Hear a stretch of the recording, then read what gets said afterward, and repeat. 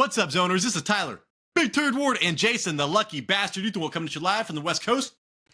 And this is the Fantasy Red Zone. Today, man, we're going to recap the first 2 rounds, so the first 24 picks of the 2024 Fantasy Football Draft, Jason. We're going to go through and see who busted and who actually overperformed. Newsflash, everybody fucking busted, Jason. Everybody's a bust, okay?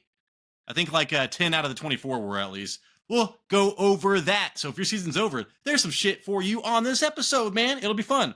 We also have our smashes and crashes. That's our studs and duds. We're going to go over who overperformed the most, who underperformed the most in the first week of fantasy football playoffs, and if that will repeat next week, okay? We got the news too, man. There's lots of news. So we're going to go over all of that together, okay?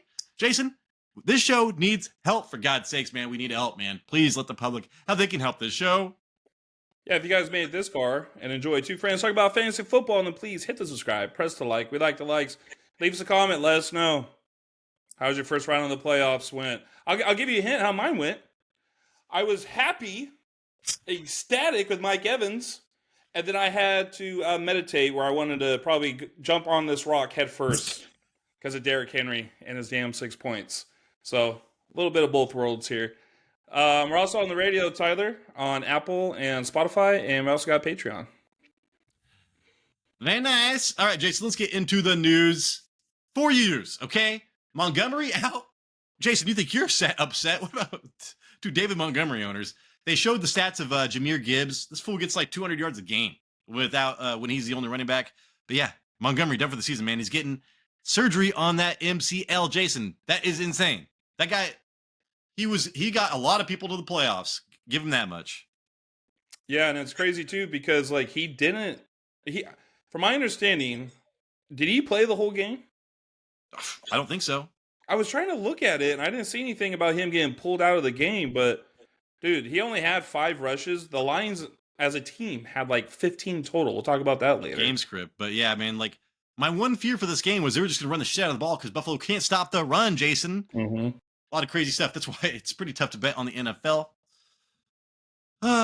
Anyways, Jason, nobody has ever had 12 rushing touchdowns from the 1-yard line in a single season, okay? This season, Jalen Hurts has 11 from the 1-yard line. Last season, Jason, he had 11 as well. So he has the chance to be the first quarterback ever to do this. I'm telling you, man, I am going to reach for Josh Allen next year, and if I don't get him, I'm going to wait on a quarterback. Let's go Saquon Barkley then, right? He's the one that always sets him up. Yeah, and Derrick Henry and Saquon Barkley, Jason, had the worst, pretty much the 2 best running backs had their worst 2 weeks this week. I have one in one league and one in the other league. And they both let me down. Patrick Mahomes was diagnosed with a mild high ankle sprain. This fool's had his kneecap turned backwards before, Jason. So this does not scare me. It would not be a Kansas City playoff run without him having a lower body injury. So he's considered week to week. Test confirmed initial thoughts. So I don't even know what the fuck that means. Oh, I guess it was a high ankle sprain. So things are looking okay for Patrick Mahomes. Yeah, I think he played on that last year, right? Wasn't that when he was like, dude, don't take me out. Put me the fuck in. Do you know who my wife is? Put me the fuck in. I'll get my brother down here to take selfies on the sideline. His brother's all, put me back in. He's like, oh, fuck. All right, hey, Patrick is going in. All I was telling you, Jason, was about all the bad calls I made this week. Hey, I forgot about one. I told Jamie, little turd, to start Patrick Mahomes over Jameis Winston. I thought Jameis Winston was going to have an awesome day, but I picked the right day, Jason, to play Patrick Mahomes. Yeah, I think Winston was like -1. I apologize. Jerry Jeudy had 5 for 55 in the first drive, dude. And then it was, I was like, he's going to get 200 yards. Holy shit. There's actually a quarterback who did worse than Jameis Winston. Yeah, Will Levis. Yeah, he was like -4. Jesus Christ, man. He's had the best matchups forever. That fool's out. He's out. You're gone. Yeah. All right, Jason. Cut it out. That's what I was trying to do. I was like, what was that? Cut it out. I used to do that in high school. Not me. I think the girls. Now I'm doing it as a man. Now I'm doing that as a man. I don't remember no girls doing that. Cut it out. Didn't girls do that shit? I don't think in high school that was a full-time thing or a full house. Joey did that on Full House, Oh, dude. We were dude, like, yeah, this is Junior where my high. fantastical stories come from, Jason. My childhood gets mixed in with TV sitcoms. Hey, anyways, Jason, moving forward, Patrick Surtain practiced fully. All I heard about was that how Denver probably lost him for a couple games. This fool's practicing. All right, he's supposed to play on Thursday. He's got a Thursday night game. Apparently, he's set to play, dude. So pay attention to that. I should check and see who they're playing, man, because that matters for that wide receiver. Damn, I have is it the Chargers? I think it's the Chargers. Jesus. That's Quentin Johnson. I don't think Lad McConkey set himself up yet for to be shadowed up by Surtain in the slot. Maybe though, maybe. Jason, Stefanski declines to name a starter for this week. DTR or Winston. We need Winston. If you want fantasy everything, you need Winston. Okay, he's gonna have games like this where we used to say he could get you 3 points or 33 points. You don't know, but he was doing the 30 thing forever, and now this guy is doing the 3. Even versus Pittsburgh, he just had the hardest 3 weeks, man. And then he went against a team that was allowing some points, and he shit the bed, Jason.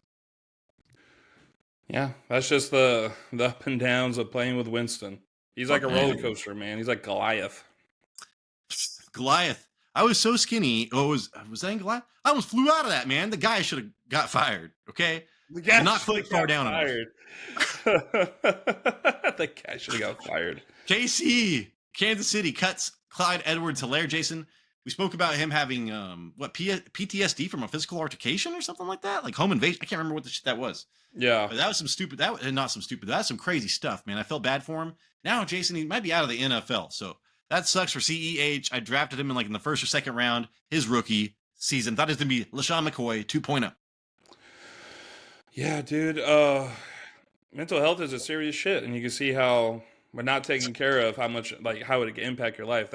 I hope he gets the help he needs, dude, because that's crazy stuff. Well, and I was wondering how he's going to play football, man. They talked about that shit, man. It's physical. It was physical stuff that was a PTSD, and he was going to try to go out and play football. So yeah, that's disappointing. Sorry for CEH.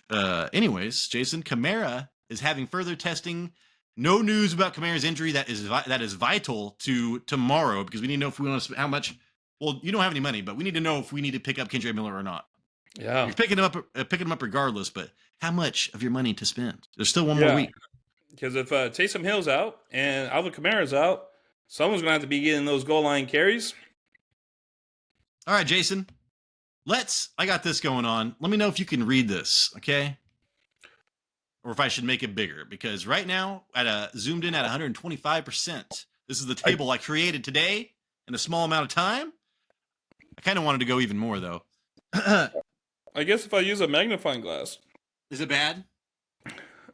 I mean, it's pretty difficult. All right, I'll zoom in 200%. We'll just go down the list, okay? Does that sound better, Jason? Can you go to 150, 155 zoom? No, I'll go. If I'm gonna pump it up, I'll pump it up. All right. Okay. So let's see. First and second round wrap up. I like that. I've heard of wrap around. Now we're wrapping up. Right, Jason? Hopefully you wrap it up before you wrap around. That was good, man. I wasn't even thinking that. Okay, so this is just something I threw together today real fast. Once I started, man, I really wanted to go through the entire 400 players and find the biggest bust, find the biggest values. But, Jason, I didn't want to make this show a 3-hour show about this stupid thing. Oh, that's better. Yeah. Okay. So Christian McCaffrey, all right. I do want to say I will point out some of these terrible busts are injuries, and if you go to points per game, we'll speak about that. But even points per game, Christian McCaffrey was a bust, Jason. So the first column, Christian McCaffrey, ADP he was the number 1 drafted player overall. His positional rank he was a running back 1.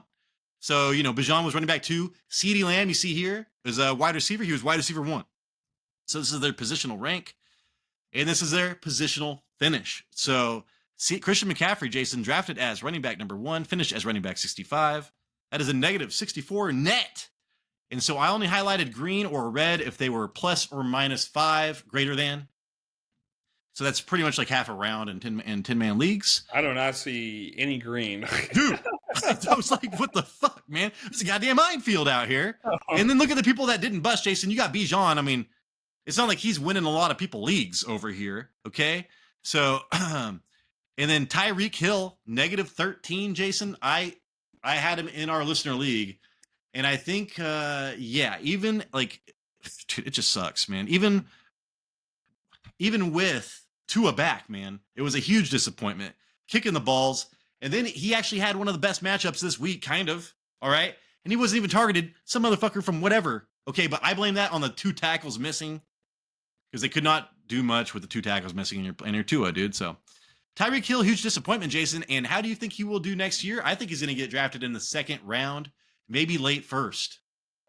Yeah, I think he has a chance to bounce back next year. The one thing I was, very afraid of with the Dolphins right now is that besides the last 4 games, that they weren't playing the Dolphins that we grown to love, Tyler, since the movies in the 90s with Ace Ventura.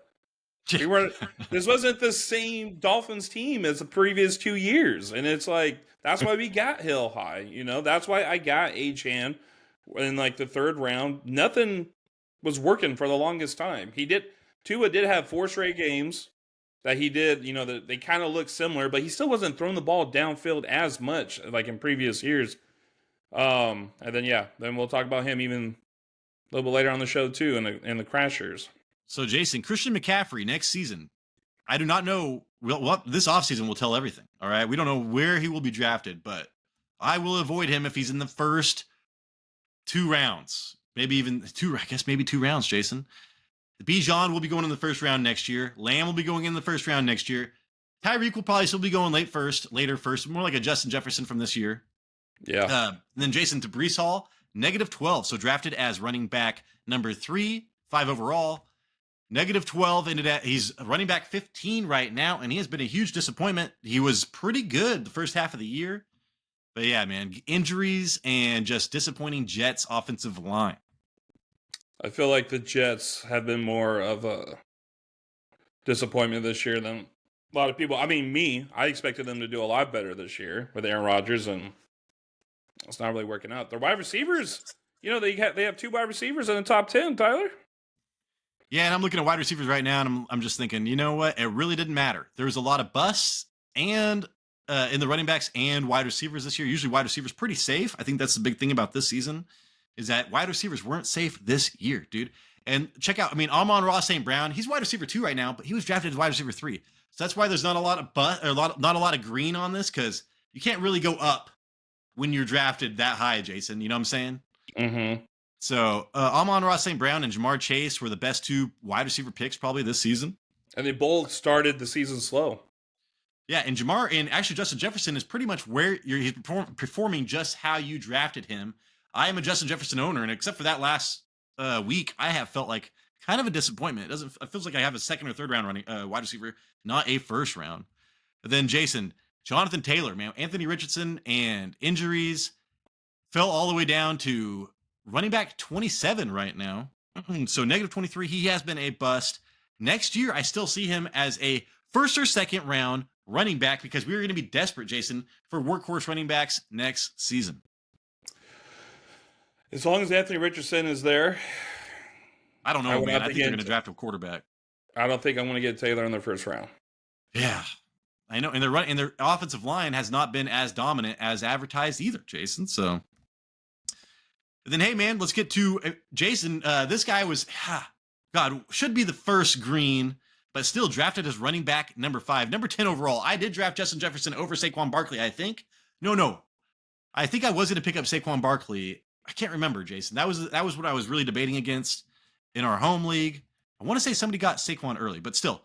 Saquon, running back number 1 right now, drafted as running back number 5, or outperforming his spot by 4, spots. So that's big. And then Jason, I don't know if you could tell all these are color-coded. AJ Brown, another bust. And how do you feel about Garrett Wilson not being a bust at all? You drafted him as wide receiver number 7. He's wide receiver number 8 right now in full PPR. Yeah, it's good, but it's also a letdown because I feel like he had the potential to be even better, but then they went out and got Adams, and now Adams, gets 10, 12 targets a game. That took away his ceiling, because if you check out his high-scoring games, are all in the first half, and then his ceiling got taken away, and then his floor got super low. So in the second half of the season, it's just kind of like hit or miss, 15 points, 8 points, stuff like that. And Rodgers and Wilson just cannot get on the same page. Fucking A, man. But yeah, AJ Brown, we just talked about how inconsistent he's been all season long. He has been a bust, Jason, underperforming by 11 spots. So drafted as wide receiver 6, wide receiver 17 right now. He's fighting with fucking Jalen Hurts in the locker room, apparently. Yeah. So yeah, this last game was well needed, Jason. Yeah, well, before going into that game, I think I was saying something. Jalen Hurts was only averaging like 150 passing yards the last like 3 to 4 weeks. This shit's crazy. It's hard to get like any good wide receiver value out of only 150 passing yards. So, but he got 300 this past week, right? Yeah. Jalen Hurts. So, and then look what happened. Yeah. And then so the first round wrapped up with AJ Brown. Garrett Wilson's that second round guy that's feels like a disappointment, even though he's performing exactly where you drafted him as. It's kind of weird, just that it's throwing it off that first half of the season. And then Puka, Jason, if you go by average points per game, I think he's averaging like 18 point something. That is top 3 in the league. So if you go by average points per game, he's doing amazing. He's actually would be outperforming himself. He'd be a green, but he got injured, Jason. So he is wide receiver 25 right now, drafted as wide receiver 8 in the high second round. That was a huge risk when people did that, Jason. Drafting Puka that early. I thought that was a huge risk. I was like, I like Puka, but I think that's way too early on him. And it paid off, dude. If he would have been not injured, that fool would be a fucking top 3 wide receiver. Yeah, I thought it was too early as well because Cooper Kupp was coming back healthy. And, you know, during the offseason, Cooper Kupp, like, killed the red zone targets instead of Puka Nacua. So I was like, Cooper Kupp is going to steal the show. But lately, no. It's been all Puka Nacua. And then real quick, Jason, St. Brown, obvious first round. Breece Hall, we're going to have to monitor this, but he might be in like that high second, low first. Jamar Chase is going to be the first wide receiver taken. Justin Jefferson will be in the first somewhere. Jonathan Taylor's going to be in the same place where Breece is, kind of in that first or second. Saquon's going to be the first overall running back taken next season, Jason. AJ Brown will be late first or probably high second round, almost like Amon Ra last year. And then Garrett Wilson's going to be in like the fucking third, fourth round. Puka Jason's going to go in the first or second round. Then we're on to Gibbs. He's only outperforming by 3, but you draft him as running back 6. He's going to be a first round running back next season. Pacheco, Jason, he was averaging, he had like 15 points, and then he got injured. So I thought he was being drafted too high anyways, as a running back 7, for God's sakes. Running back 61. Next year, do you think that he is going to deserve a top 3 round draft pick? Top 3 round, third round, maybe. Not yeah. You know, I'd be surprised if they don't get another running back, the Chiefs. Dude, and hey, Jason, man, everybody talked about Kyren going way late this year. He's doing exactly what you drafted him to be, man. He's even. Drafted as running back 8. He's performing as running back 8 in full PPR. And then, hey, dude, guess who I drafted in the second round? Like an asshole.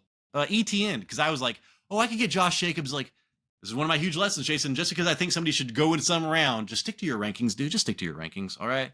I got fucking ETN because I thought I had to.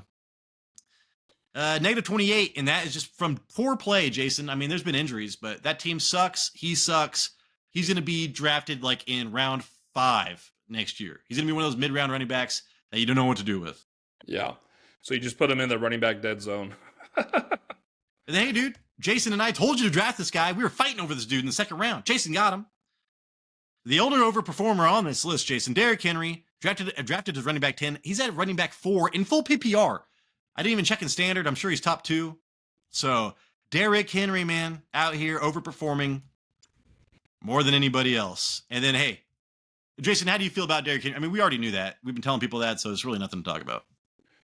Yeah, this is something we kind of been preaching. I had one fear that maybe he was getting too old with, you know, too many so much tread on the tires. But the offensive line is pretty damn good. They're like second in yards before contact in the running game, and I don't like that 6 number though, Tyler. I don't like it.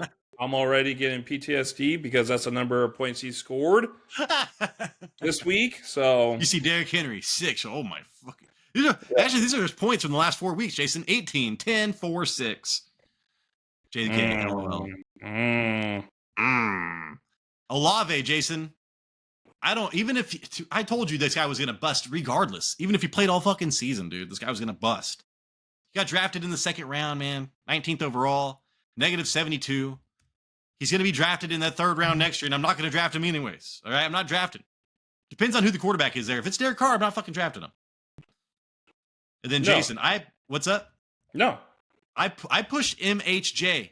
I went through all the shit of all the best, all the top, Jamar Chase, dude, everybody compared, all the comparisons to MHJ. I went through all the fantasy football stuff. I was like, this guy, there's no way he's outside the top 15 at the end of the season. So I pushed him. He was drafted as the wide receiver 10, Jason. He's wide receiver 31. He's been healthy all year. This motherfucker has been a huge bust, okay? This guy's going to make me reevaluate top talent wide receivers coming out of the draft from here on. And if Malik Neighbors was on this team, I feel like he'd be a league winner. I think it's just an MHJ thing. I don't think it's I don't know if it's a Kyler Murray thing. I am not sure. I need to reevaluate the situation. Yeah, everyone was, God dang it. Everybody talked about his route running skills coming out of college, but I know it's not a very important stat, especially in fantasy football, but when you can't get any separation, it's hard to get the ball to your wide receiver, and he has one of the lowest catch rates out of wide receivers on the season. It's like under 50%, maybe. Yeah. Mike Evans, he's on the borderline. He's -5. That meets the criteria of not being highlighted. But hey, dude, this guy was injured for a while, 3 or 4 games, and he's still wide receiver 16. Drafted him as wide receiver 11. He had a vintage. Dude, the Chargers decided to quit playing defense. All of a sudden, they've allowed like 2 passing touchdown catches over the last 3 games, and they give 2 to Mike Evans. So yeah, I do apologize about that. I do apologize. And McMillan, dude. Poof. So yeah, Mike Evans, Jason, you drafted him. Do you feel like he is a bust, or is like you got what you got? Oh, Mike Evans was amazing, dude. And okay. I got him in the 3rd round. I got him in the 3rd round. So and now he's getting ranked in top 10 for us a lot. So good pick. I think he got like 35, 40 points. So he was really out there trying for me, trying to help me out. So I appreciate Mike Evans. Yeah, don't think I'm going to get him that. I don't think I'm going to get him that high again next year. Oh, yeah. Next year, he's going to go in the 2nd round. He's going to go in the 2nd round probably next year, dude. Still, man, I think I might have to skip on him in the 2nd round. MHJ is going to go in I'd get him maybe in the 4th. I'd think about it in the 4th because that's when I burn 1 lottery ticket, Jason. I might do that in the 4th. Who knows? I would draft Josh Allen over MHJ every goddamn day.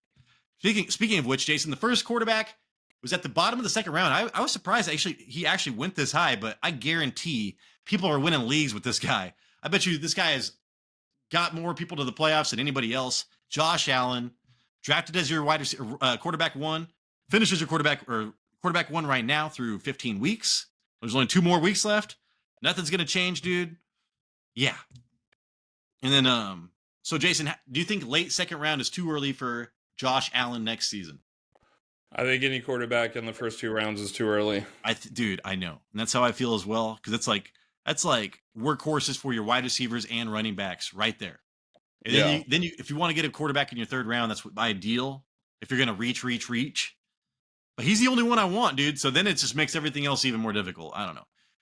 Like you said though, Jason, get Joe Burrow later. Get Joe Burrow in the 5th or 6th round. Yeah, I want to see how much fantasy points over expected he scored in the offseason because we just saw, the 49ers. Brock Purdy, Samuel, Ayuk, George Kittle, they were all leading the categories in fantasy points over expectation, and then look at them. They had to come back down to reality. Dude, Josh Allen scored 70 points the last 2 weeks. I know, you're right. It's just kind of scary to me. It's like, is that something that he could do again? I don't know. I gotta look into it more. I don't. And last 2, Jason, Devontae Adams, he's even going through. He's lucky for these last couple of games. Otherwise, he would have been a disappointment. He's lucky he got paired up with Aaron Rodgers. Otherwise, he would have been a huge disappointment, Jason. Then Kelsey, can't tell you the last time drafting a number 1 tight end worked out. Okay, and then Laporta was probably soon after this, and you saw that fucking worked out too. So Tight ends, I'm probably going to be waiting on. I drafted Brock Bowers this year. I guarantee I'm not going to be drafting him next year because he's going to go in the top 3 rounds. I'm not going to do it. Yeah, well said. All right, Jason, stop sharing this. Let's get into the smashes and the crashes. If you like this, let us know, man. That was pretty cool, right? Anyways, let's start off with the crashes and with the smashes, Jason. So we have some positivity. So let's go with the first crash. Quarterback underperformed the most, dude. Probably lost of your fucking week. Who is it? So I know you're not going to do Will Levis. No. I almost did for how much we were talking about him and his good matchups. Good matches in the playoffs. But no, we're going to go with Tua Tagovailoa. Oh, yeah. Yeah. He ended with 3 points. He was 29 for 40, 1 touchdown for 193 yards and 3 interceptions and a fumble loss, so 4 turnovers. 74% completion percentage. That's pretty good. That's pretty great. But his intended air yards was 4.4. That's the shortest distance from the weekend. He couldn't throw deep because 3 of his interceptions were on passes further than 10 yards. So if he made an attempt that was further than 10 yards, he got the ball intercepted. The Texans pretty much, yeah. The Houston is leading the league in interceptions too, by the way, with 22. The Texans defense pretty much contained to his passing and stopped his 4 20-point game streak. Before this past week, he had 4 straight games over 20 points. Tua plays 49ers next week. They are ranked 28th in quarterback scoring. Jason, I was sounding the alarms on my on the Sunday morning live show. 2 tackles, man. And which quarterback do you want your tackles to be healthy for the most? Tua. I was like, dude, watch out for Tyreek Hill. Anything deep. I thought Jonnu would be getting a ton of targets, but it did not work out that way. All right, Jason. Next up, man, give me a running back that crashed this week. Oh, who could it be? Derrick Henry? Damn it. All I see is 666, Jason. Yeah. Okay. And this is the most frustrating one, too. He ended with 6 points, 14 carries, 67 yards, 0 touchdown. He had a 4.8 yards per carry. He had a 1.38 rushing yards over expected per attempt, which is top 5 for the weekend. He had 6 carries with 5 or more yards and only 1 run for a loss. But it wasn't the Derrick Henry show. It was a Lamar Jackson show who had 5 touchdowns and over 350 total yards. Ravens were only in the red zone twice, and both were passing touchdowns of 13 and 20 yards. This was the first game Henry didn't score over 10 points this season, and it just happened to come in the first week of the playoffs. Henry is home next week versus the Steelers, where the last time they played, I think it was like week 10, he scored 10 points. Yeah, Jason, I mean, I'm looking right now. I mean, I'm looking in full PPR, but still, I mean, over the last, dude, he's been running back 32, 18, 14, 24, 15. He had 6 weeks to start the season with where he was a world beater. And now, man, he has not been doing anything. 67 yards, 82 yards. Then he's had 3 games of 60 yards in the last 5, Jason. So that is concerning. And then his next 2 matchups versus Pittsburgh, dude, that's not good at all. He had 13 for 65 last time, just a couple weeks ago. And then he's at Houston, Jason, with that linebacker core. So, yeah, Derrick Henry, Jason, is not going to be the league winner that we thought he was. Yeah, look at the beginning schedule for Derrick Henry compared to the last 10 games. It's crazy. Those games where he did score where he did rush for 60 yards, he did have a touchdown in those games, so it kind of at least got him over 10 points. But yeah, he got what? But Jason, Justice Hill had 80 yards and a touchdown receiving, and then he had his lowest running back rushing share of the season, 58%. All right, Jason, give me a wide receiver to crash. Sucks because I told somebody to start this guy. DK Metcalf. Oh my god, dude. My fucking computer is jacked. All right. He ended with 5 points. He had 3 receptions, 28 yards on 0 touchdowns on 3 targets. That was 4th on the team in targets. Metcalf is averaging 7 targets the last 4 games. This was his worst game since week 1 versus the Broncos. 3 out of the last 5 games have scored under 10 points. This was already a bad matchup versus the Packers secondary, who allowed 30 points to wide receivers. Maybe if Geno played the entire game, Metcalf would have better numbers, maybe. But even with the game versus the Vikings next week, I'd rather play JSN over DK Metcalf rest of the season. Well, I was talking about how JSN's a must start. You have to start him from now on. But Jason, I mean, Green Bay, I thought Green Bay was going to be able to score points, which they did. They went up 14-0. So DK should have been the amount of shots they take downfield to DK. Usually, like I always think you have to start him. But when you only get 3 targets, man, oh my God, he's 6 targets, 9 targets, 5 targets, 9 targets. So I mean, usually he gets 6+ targets. So he didn't even get he barely got half of that. So just terrible week for DK Metcalf. That fool's been outside of, dude, look at this. This is crazy. I remember I tried to trade for him because I was watching those Seattle games early on. Dude, outside of wide receiver, 28? He's not been a wide receiver 22 in each of the last 5 weeks, Jason, since the bye. So wide receiver 28, 35, 39, 43, 56. Dude, this guy's losing people leagues. Holy shit. Which is so crazy because Geno Smith is like in the top. Does he lead the league in pass attempts a game? Yeah, and apparently he's okay. His knee's going to be okay. And they get Minnesota, Jason. And JSN has a great matchup against Byron Murphy. And DK's going to have a great matchup as well. Stephon Gilmore might be back, but we'll see about that. So you're going to have to start him next week. And then he gets Chicago, which is bad. So DK Metcalf, only one more startable game this season. Well, the last time he went up against Gilmore, if Gilmore does play, DK Metcalf had 3 touchdowns, like 175 yards. Holy shit. Then maybe we should start. That's not how the season's working out, Jason, though, for DK. No. I'm sitting him, dude. I'm sitting him. Tight end. Give me a tight end. Let's go Jake Ferguson. Yeah, I was glad I steered clear of him, but I thought he had a good chance to get like 10 targets. Especially this game. Jake Ferguson ended with 4 points, 2 receptions, 23 yards on 4 targets. That was 3rd on the team in targets. This was a friendly matchup for Ferguson because Carolina allows the second most fantasy points to tight ends. Rico Dowdle had 25 carries. CeeDee Lamb had a 44% target share. Plus, they played with the lead. But even in a close game like last week against the Bengals, he still only had 6 points. Also, Brandon Cooks is back. So maybe Ferguson is now the 4th option in a Cooper Rush offense. Next week, yeah, Jason, I was looking. Oh, sorry. He plays the Buccaneers next week. If you're playing them, you're doing a play and pray. Yeah, and you saw what the Chargers did against the Buccaneers. But yeah, dude, Ferguson, since returning 6 targets, 4 targets, you were relying on Cooper Rush. I think it was last year, Jason, or 2 years ago. He was throwing a shit ton to his tight end. So you're hoping for that, but that is not the case. He's actually throwing the ball downfield, man. Cooper Rush looked pretty good this last game, Jason. All he does is throw it to CeeDee Lamb. It's not that hard. I wish Dak Prescott would take a page out of that book. Just throw it to CeeDee Lamb. And that Turpin is badass, man. I wish I would give him the ball more. All right, man. Except fail. Let's end this with some positivity, Jason. Let's go with the overperformers, the smashes. And the first smash, Jason, I was really concerned that they were going to run the ball all game long to slow down Josh Allen. Not the case. They didn't even have the option to do that, man. They couldn't stop Josh Allen. They don't even have a defense anymore. They're all injured. So, Jared Goff, first smash. Yeah, went up against him this week.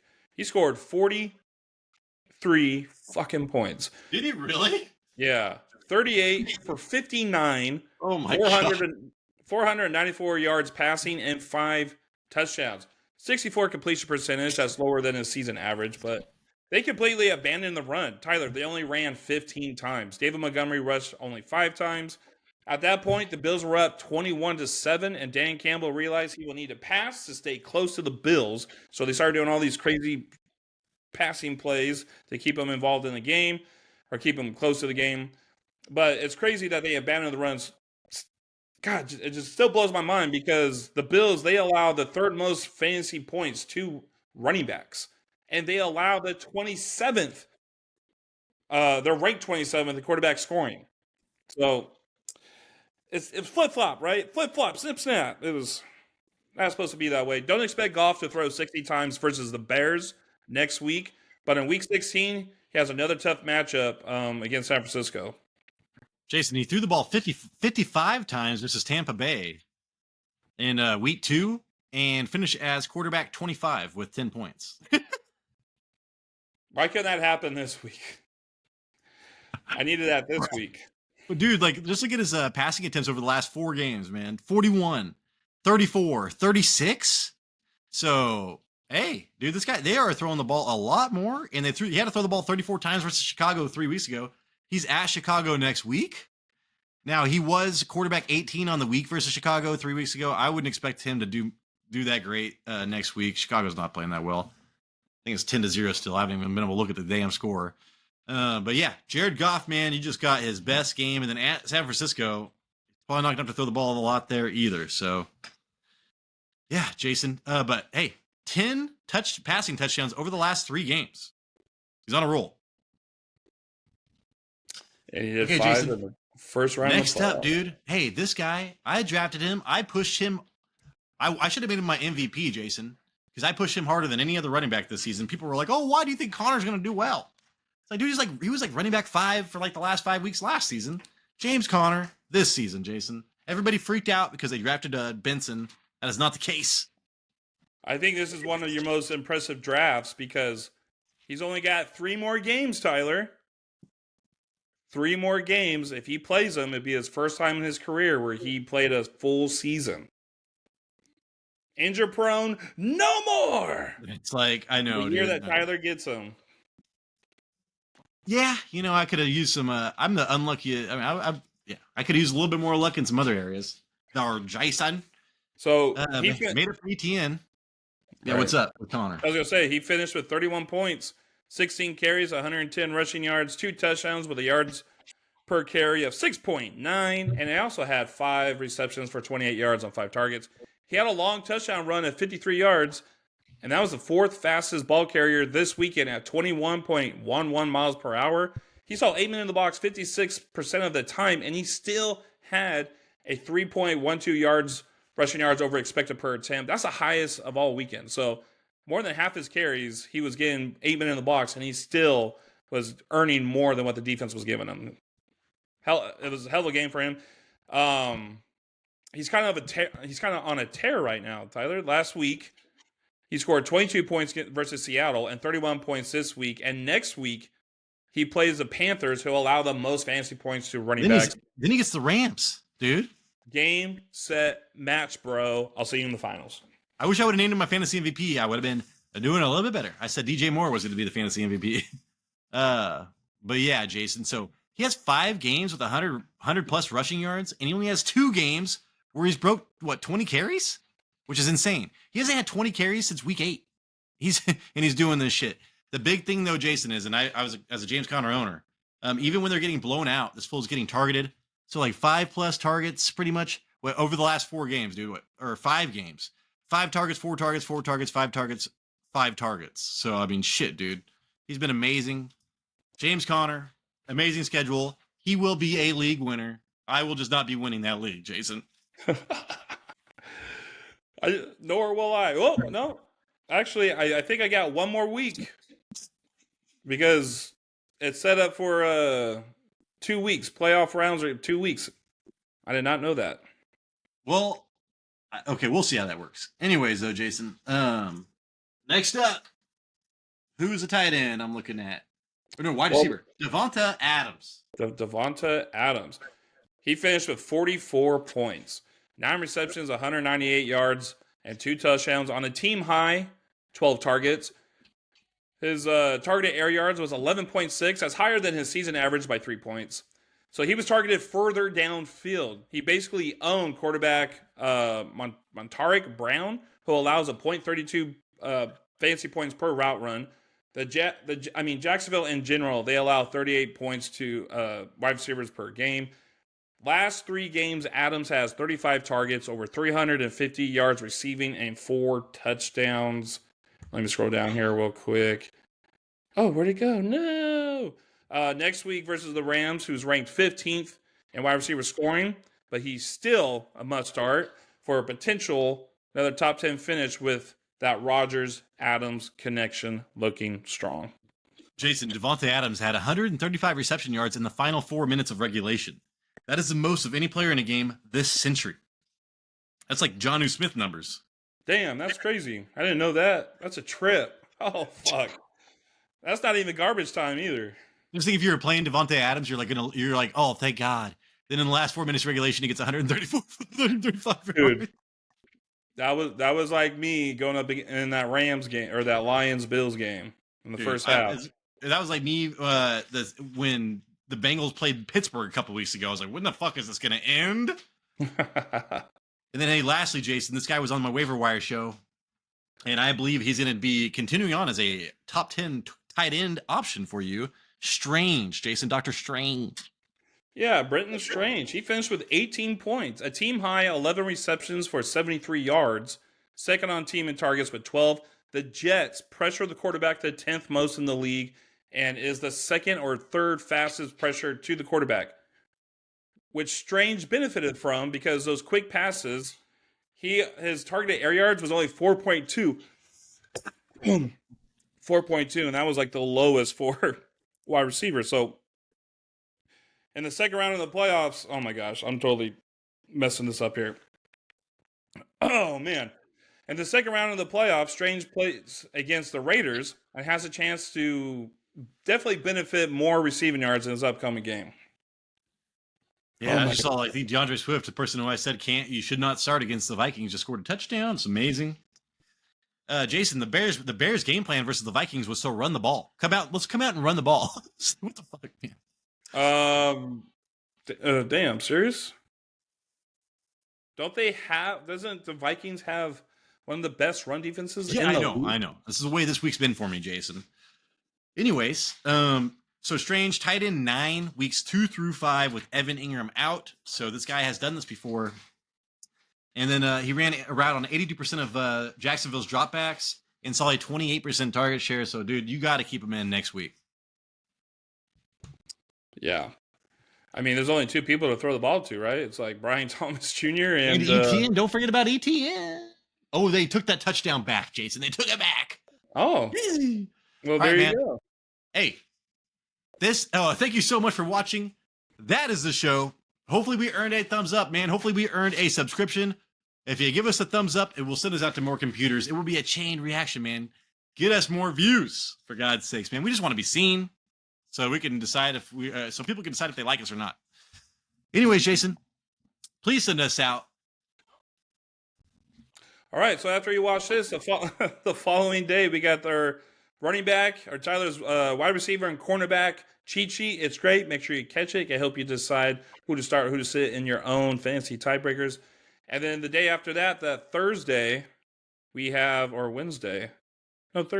That Thursday, we have our own starter sit for week 16, second week of the playoffs. I'll talk to you guys in those videos. Deuces. This is the Fantasy Red Zone, and we appreciate you.